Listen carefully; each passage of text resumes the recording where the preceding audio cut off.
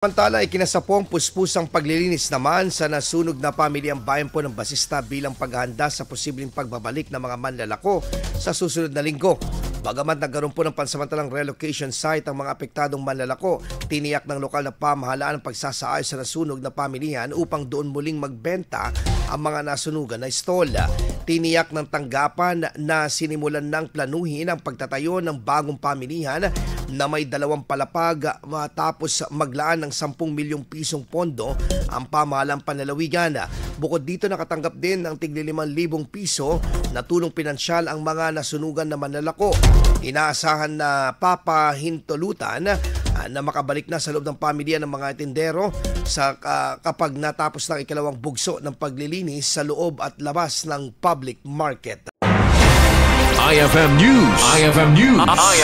IFM News.